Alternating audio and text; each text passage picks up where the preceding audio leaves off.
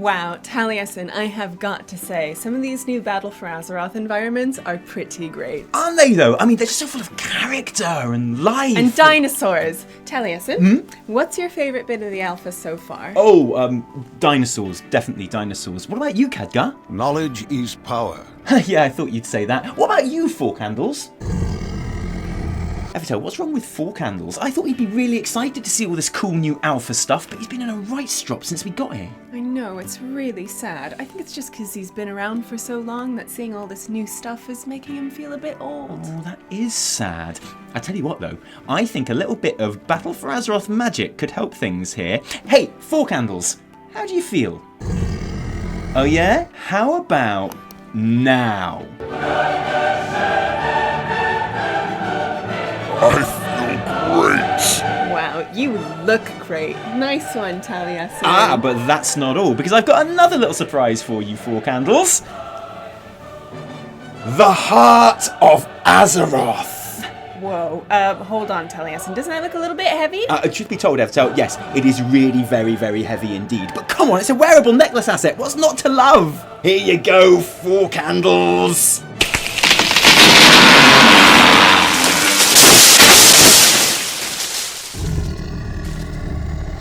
Straight backs are overrated anyway. You know, I've always preferred the hunchback look anyway. I think it just looks better, more dignified, more refined. Let's get on with the show. There is much to be done. Welcome back, everyone, and there's obviously loads of news to talk about this week, but let's start with those straight-backed orcs, which are now finally on the alpha. I mean, when I say they're on the alpha, they're not really on the alpha. If you have alpha access, and at the time of recording, you can't actually go to the character create screen and actually make an upright orc character, the furthest anyone has got on implementing that so far is this blindfold option, which, you know, probably doesn't mean that orcs are getting blindfolds in Battle for Azeroth. It's probably just a placeholder for what will turn out to be a posture toggle eventually. But then we don't actually know that. For all we know, Blizz have decided that for some reason, as well as having about 1 million different customization options and a straight back setting, let's give them blindfolds too, because why not? We've already given the Horde literally every other cool thing we could possibly think of so far. So yeah, blindfolds for orc would be great. Do that. So it could be that, and that is the magic of the alpha, because we just don't know. But it's probably not. It's probably where the posture toggle will go. So actually, on the alpha, that's about as far as we've got on the road to upright orcs. But in the alpha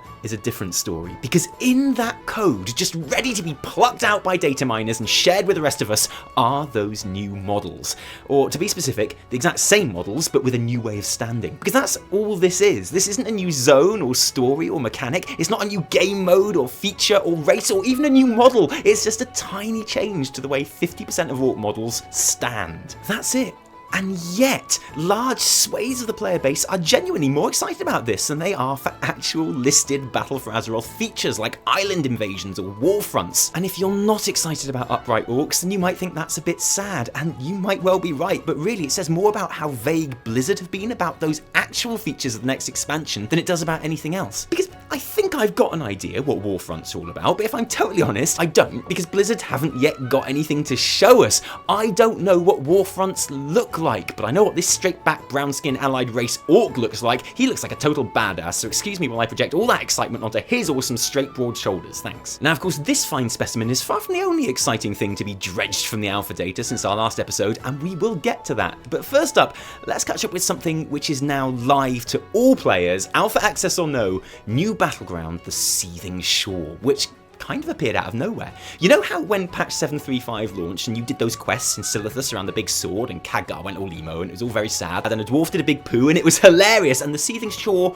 wasn't available, and you thought, oh well, obviously there's going to be some more story here at some point and that'll lead to the opening of the new battleground? Yeah, I kind of assumed that was going to happen too, but no, it didn't happen. And if there was supposed to be any more story in Silithus beyond dwarf having a big poo, that's clearly out the window until we go back to lose our artifacts, and so here's the battleground, enjoy. But that's okay, because genuinely, the Seething Shore is stupidly, ridiculously fun right now. And one of the main reasons for that is because it's super new, which means you can be a PvP veteran or a total scrub, because no one knows this battleground yet. If you're a player who usually finds the idea of battlegrounds intimidating because you feel exposed by your lack of experience, then honestly, there really is no better time to dip your toe than at the launch of a new map. Right now, everyone is in the same rubbish boat as you, and that makes it feel really open and even and accessible and fun. Okay, so things that are cool about the Seething Shore. 1, it looks cool.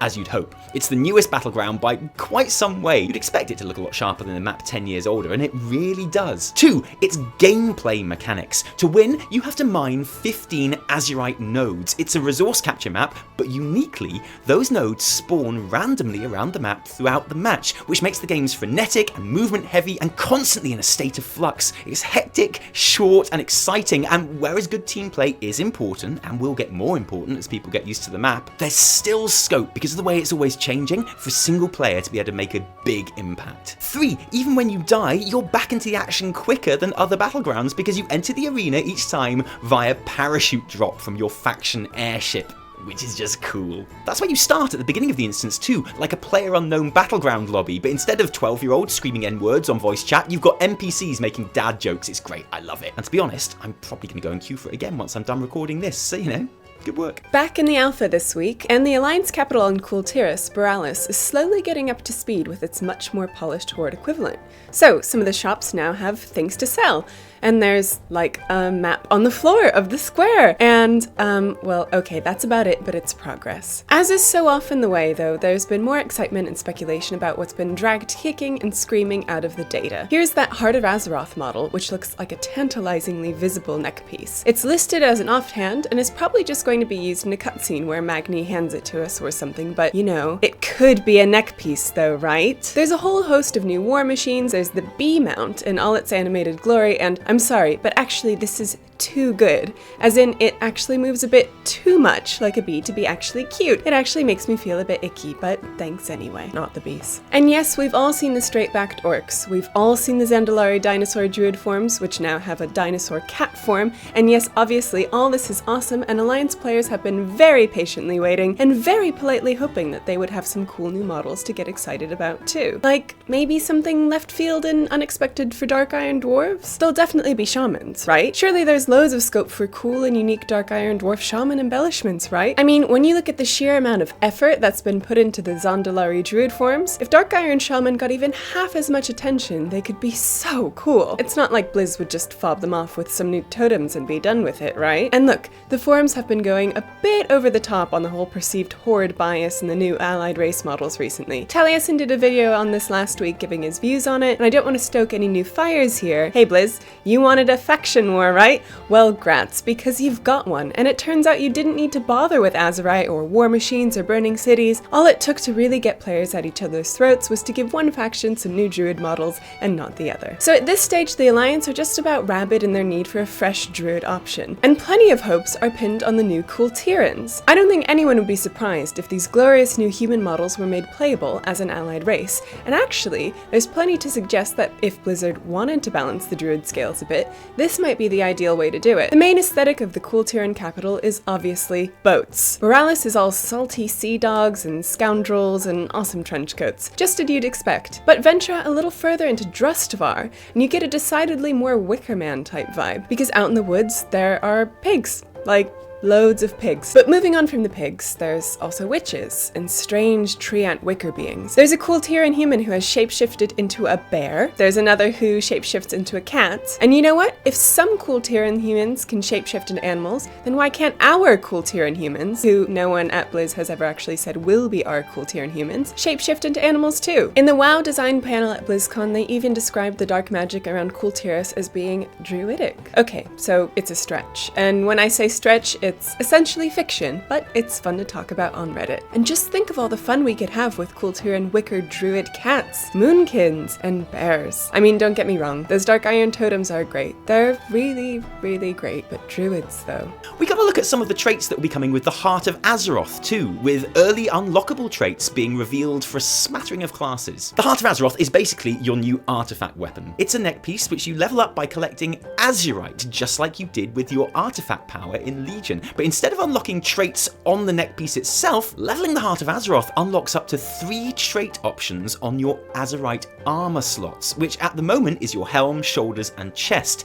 These traits aren't random. Specific pieces of gear will have specific traits to choose from, and with there being no tier set bonuses in Battle for Azeroth, and with many of the classes on the alpha feeling just a little bit basic right now, there is a lot of interest in just how much of an impact these traits will actually have on the way a class plays. So how does it look like they will impact that?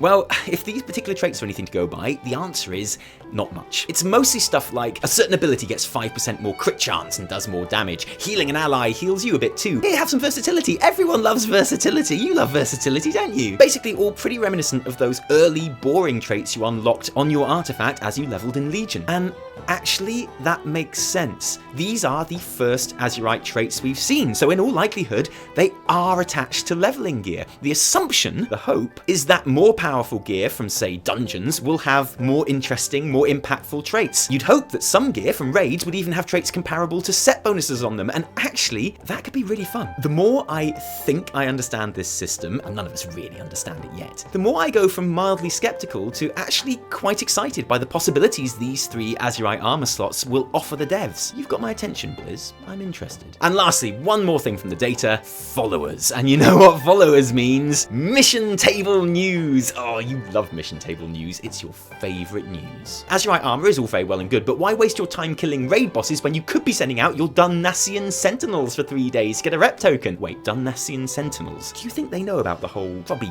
best not to mention anything. No point upsetting them before their important mission, is there? I'll tell them later, at some point. Now, obviously the mission table hasn't always been the most popular game mechanic, but honestly, hating it is kind of a meme at this point. I mean, yeah, it was pretty obnoxious in Warlords, but Legion solved most of its problems by essentially making it pretty unimportant and really quick to complete. And it looks so far like the Battle for Azeroth iteration is going to be even more laid back. You log on, you pick up your free stuff, it gets players to keep returning to a social hub and be around other players. If you really hate it, you can ignore it, and there's no real harm done. You get to hang out with full-starred Wildhammer, all is well. And even the forums are done hating on the mission table by now. In fact, generally, people there are pretty pleased that it's making a return next expansion. I think the community as a whole has really warmed to this idea, and in fact, now they even look back on the introduction of the mission table as start of a golden age of— no, it was a shit show, obviously. No, no, no, no, no, no, no, no, no. Oh, hell no. How clueless can they be? No. Bad, Blizzard. Bad. Swats with newspaper. Breaking news, Blizzard lies again. Shit on my face, say it ain't so. There is no god, only the mission table. Now, those are some pretty extreme takes, but in fairness, opinion is split a bit more evenly on this than comments like, it's like we've all been sent to a work camp in Siberia might suggest. Some people dislike mission tables because of the sense that they're mandatory to any meaningful progression, and that could be a fair point. I think mission tables are at their best when they're a harmless way to pass the time for welcome but not important rewards. Although having said that, I have 12 alts. Most of them don't have a single order hall follower over eye level 850, and it hasn't stopped them being just as geared and progressed as my main, who has a fully maxed out army of indestructible badasses to delegate to. Some people dislike them because they feel they simplify and dumb down the game, but I would say that's only true if other more complex game mechanics are being lost to mission tables. Look at what we got in Legion. More raids than WoD, the revolution of Mythic Plus, Mage Tower, 12 different order hall campaigns. Mission tables are a relatively simple mechanic, but nothing else in the game was simplified to make room for them. On the contrary, I would argue that the game is richer and more diverse with more different ways to play than it has been in years. And that's my opinion. I reserve the right to change my opinion, but at the moment I can click buttons in WoW while I'm having a poo. On purpose this time, and that's okay with me. Still plenty else that happened this week as well to talk about, such as the Trial of Style, which if you're watching now is now over for another year. Oh. It's on for a few days and then it disappears. People went absolutely mad for it last year. They thought it was the best thing ever. Did you even bother with it this year? Of course I did. And did you win? No, I didn't win. But you know what? It's because of bots. The whole thing is full of bots. Bots? Bots and people like ganging up and like voting for each other to win and stuff. And yeah, that's like the only reason I can think of for me not winning. How many times did you try? Doesn't matter. And of course we had the preview of the new Chronicle book. Yes, Chronicle 3. There was a 30-page preview on Amazon in the EU. Now, I don't know if it's the same in the US, but if you are an EU Amazon Prime member, you can go onto Amazon Prime and you get 30 luscious pages to read and look at, all to your delectation and delight. Yes. And there's nothing like so far major in the stuff that's included, because I remember when the previews came out for the first one, like the actual previews on Amazon were literally like, here's all this stuff that we never told you about the Titans. It was like a retcon ahoy. And then for Chronicle 2, it was like, and then Agramar basically created Draenor. And it's like, oh wow, okay, fantastic, great.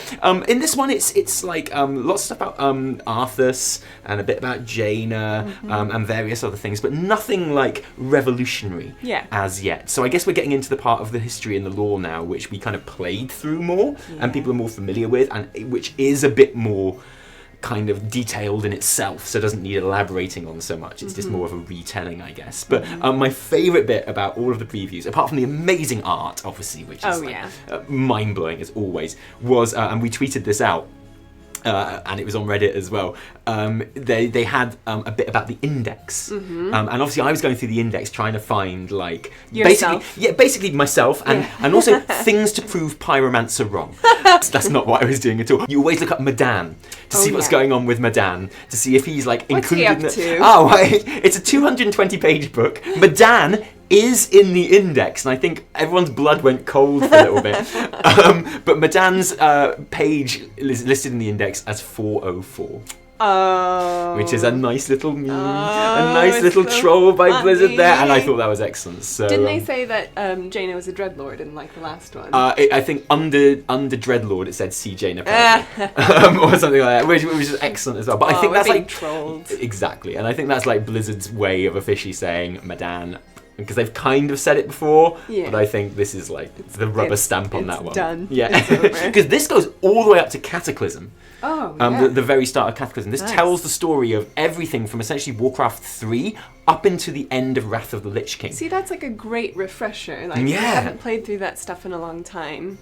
Which I haven't. You know, Warcraft 3 was so long ago. Like, it would be cool to just kind of like relive that and read through it. Absolutely. Look at our... Speaking of cool art. Amazing wall. Now, you can't see all 4 of them in the shot at the moment. We couldn't find a way of getting them all in shot, but they are all on this wall. We tweeted a picture of it when we first put them all up, and I think what we're going to do in future episodes is we're just going to mix this up a bit, and we're going to swap the pictures round just rotate for various episodes, so they all get like a good rotation, and you get to see them all in all their glory. So but everyone gets to be behind my head at some point. Look how awesome these look. They look beautiful. They look so great. It's here for keeps. So thank you everyone that entered, and especially to our winners. We will be showing you more non-winners in just a moment at the end of this episode. And we will do for probably the next couple of weeks, and we'll be tweeting them out as well, because there are so many and we want you to see pretty much all of them, apart from some really inappropriate ones.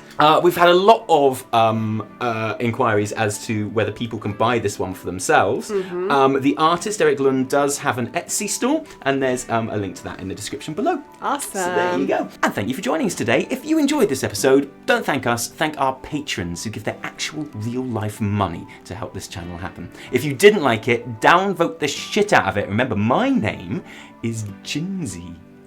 No, it's not, but we will be working with her very soon. Thank you so much. Enjoy some lovely art from me, Taliesin. And me, Evitel. Until next time, cheerio.